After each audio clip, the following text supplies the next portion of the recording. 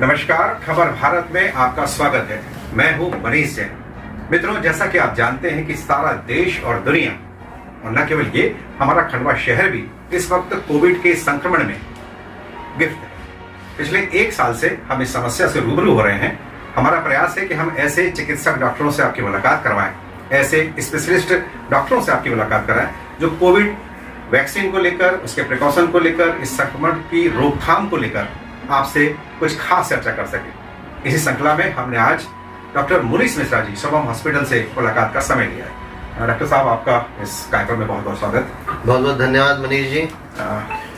Sir, सीधे हम चर्चा पे आएंगे।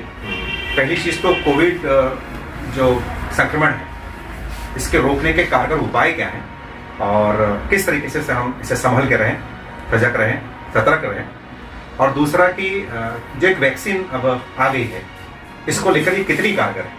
ये 2 सवाल।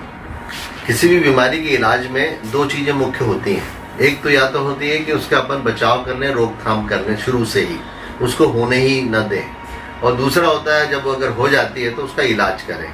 तो इसी तरह से कोविड-19 जो है वायरस, इसका भी इसी तरह का इलाज है।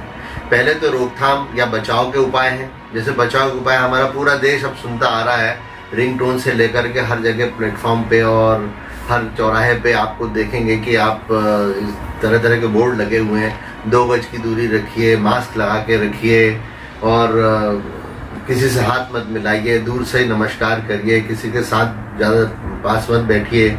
इस तरह के सभी प्रिवेंटिव मेजर्स हैं जिनको हमने अपनाना चाहिए, और ये सब लोगों को मालूम भी है। अब जो आपने दूसरा मुख्य प्रश्न किया है कि कोविड वैक्सीनेशन की बात है, एक बहुत ही अच्छी बात है कि कोविड वैक्सीनेशन बहुत जल्दी आ गया है। अन्यथा कई बीमारियों के वैक्सीन बनाने में लोगों को बरसों लग जाते थे। सारा संसार इस तरफ लग गया और उन लोगों ने साल भर के अंदर ही ऐसी वैक्सीन तैयार कर ली है जिससे बहुत कारगर तरीके से इस कोविड-19 का एक हम लोग रोकथाम का अच्छा एक मौका मिल गया है और उपाय मिल गया है। कोविड वैक्सीन जो हम आपको बताना चाहेंगे कि कई प्रकार के जो मैन्युफैक्चरर्स हैं, कई देशों के अलग अलग मैन्युफैक्चरर्स हैं, वो लोग अपने अलग अलग ब्रांड नाम से इस वैक्सीन को बना रहे हैं।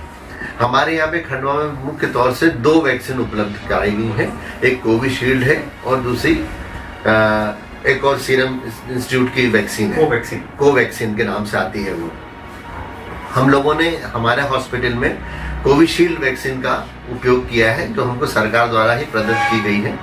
बहुत अच्छा इसमें एक देखने में ये आया है कि जिन लोगों को वैक्सीन के दोनों डोजेस लग गए हैं, सरकार ने जिस तरह से अपनी योजना बनाई थी कि जो लोग फ्रंट लाइन में काम करने वाले लोग हैं, हेल्थ वर्कर्स हैं, पुलिस वाले हैं, रेवेन्यू वाले हैं, या वो लोग हैं जो लोग हेल्थ के समय में या हेल्थ की क्राइसिस के समय में पेशेंट्स के पास जाते हैं, हॉस्पिटल में काम करते हैं, उनको पहले प्रोटेक्ट करने का उन्होंने एक जिम्मा लिया था और उसको बहुत हद तक उसमें सफल भी हुए।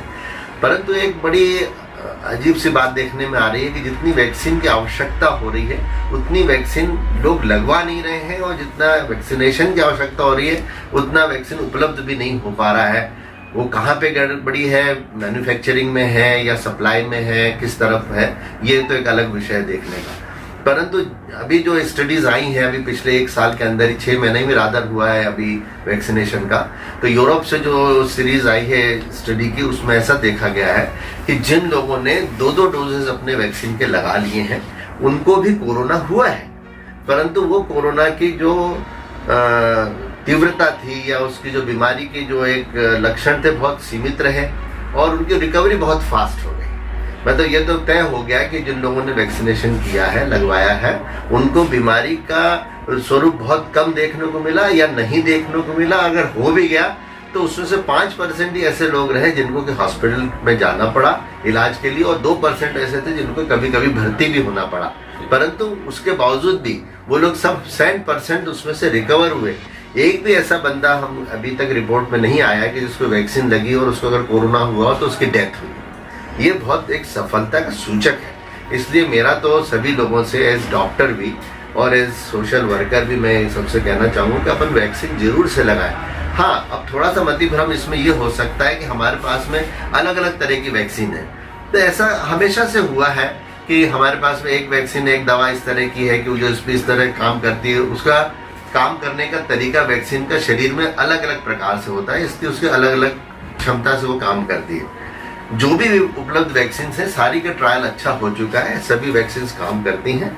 उनमें से जो भी हमको आसानी से उपलब्ध हो सके वो हम लोगों ने लगवाना सर, ये 2 वैक्सीन है अपने पास, कोविशील्ड और कोवैक्सीन जी। तो अच्छी वैक्सीन कौन सी मानी जाएगी? नहीं, ये प्रश्न ही गलत है। वैक्सीन दोनों अच्छी हैं, दोनों का अलग अलग काम करने का तरीका है।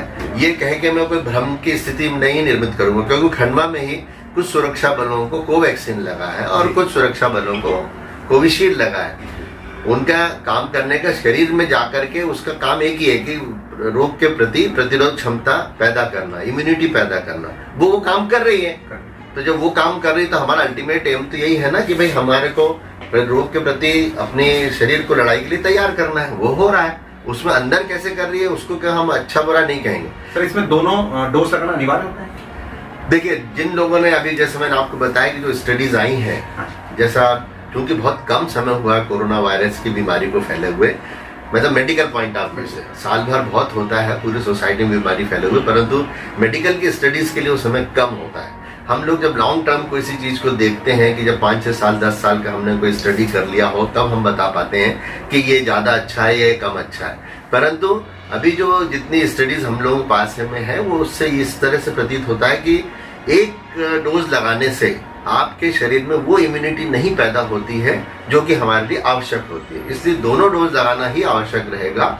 एक डोज लगा लेंगे तो उससे 50-60% करीब इम्यूनिटी आती है, जब सेकंड डोज लग जाता है तो लगभग 90 to 95% इम्यूनिटी आ जाती है। इसलिए मेरा तो कहना स्पष्ट कहना है कि व्यक्ति ने दोनों डोज ही लगवाना चाहिए। सर, ऐसी कोई भ्रांतियां भी हैं ग्रामीण क्षेत्रों में कुछ लोगों के बारे में कि वैक्सीन लगाने से बुखार आ जाता है, परेशानी बढ़ जाती है? हाँ, ये तो बात है आपकी, ठीक बात है ये। जैसे हम अपने बच्चे को डीपीटी का टीका लगाते हैं या कोई अन्य वैक्सीन लगाते हैं तो डॉक्टर उस वक्त वार्न करके भेजता है कि भाई इसको एक दिन बुखार आएगा, क्योंकि शरीर उसके प्रति अपना रिएक्शन जाहिर करता है। हम जो वैक्सीन लगाते हैं, वैक्सीन कोई साधारण दवा नहीं होती है, वो वही वायरस या वही कीटाणु या वही जीवाणु होता है जिसके कारण के हमको बीमारी होती है, लड़ना है, जिससे हमको लड़ना है। तो उसके कोई एक ऐसी आर्टिफिशियल चीज बनाई जाती है जो अंदर जाके के उसी के समान हमको एंटीबॉडी वो क्रिएट कर दे।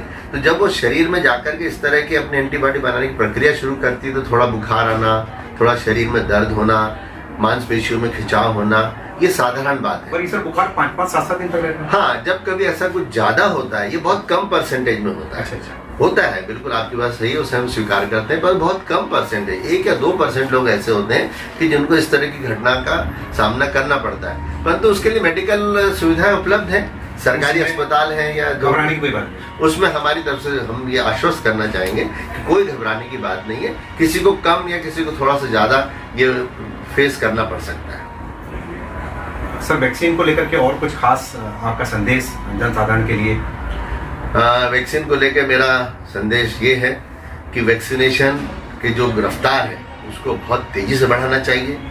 केवल सीमित जगहों पे वैक्सीनेशन ना हो, इसको मेरा तो आगे बढ़ के ये कहना है कि जो बूथ लेवल हैं, जो हमारे इलेक्शन के बूथ्स बनाए जाते हैं, उस लेवल पे जाकर के, जैसे कि पोलियो को वैक्सीनेशन किया जाता था, घरों घर जाकर के बूथ लेवल पे जाके हमारे सामाजिक कार्यकर्ता, हमारे राजनीतिक कार्यकर्ता, हमारे जो हेल्थ वर्कर्स हैं, हमारे जो और भी पैरामेडिकल के जो लोग काम करते हैं फील्ड में, सबको टीम बना करके अपने अपने बूथ की चार्ज ले करके, जो भी बीएलओ होते हैं, जैसे वो वोटिंग के लिए सब 18 वर्ष से ऊपर के लोगों को लेके आते हैं, उसी तरह से 18 वर्ष के ऊपर के लोगों को लेके आए। उनको बिल्कुल स्पष्ट निर्देश होना चाहिए कि 100% उस क्षेत्र का वो वैक्सीनेशन करवाएं, तभी हमारा देश सुरक्षित हो सकेगा। सर, एक अंतिम सवाल ये पूछना चाहूँगा, बहुत सारे लोग दरी जबान से पूछते हैं, मैं आपके सामने कैमरे से पूछना चाहूँगा। ऐसा कहते हैं कि वैक्सीन लगाने के बाद लीकर से परहेज करना चाहिए, ये कितना कहाँ तक सही है?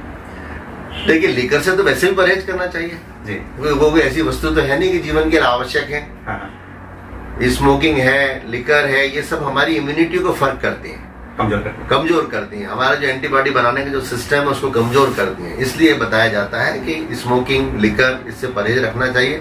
खासतौर से जो हमारा इम्यूनिटी गेन करने का जो टाइम रहता है, क्योंकि वैक्सीन शरीर में अंदर जाते ही ऐसी कोई प्रतिरोधक क्षमता नहीं पैदा कर देती कि दूसरे दिन से आप लड़ने के लिए तैयार हो जाएंगे। उसको 8 से 15 दिन लगते हैं अंदर काम करने में। जब वो काम कर रहा होता है अपना, तो उस बीच में अगर हम इस तरह के एडवर्स इफेक्ट वाले पदार्थ अपने शरीर में डालेंगे तो वो उसकी क्षमता कम हो जाएगी।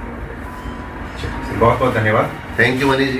तो ये थे डॉक्टर मुनीष मिश्रा जी, जिनसे हमने कुछ सवालात किए वैक्सीन को लेकर कि जो भ्रम ग्रामीण क्षेत्रों में फैले हुए हैं कि वैक्सीन को लगाने से बुखार आता है, दस्त आता है, उल्टी हो जाती है, उसको लेकर डॉक्टर साहब ने कहा कि घबराने की कोई बात नहीं है।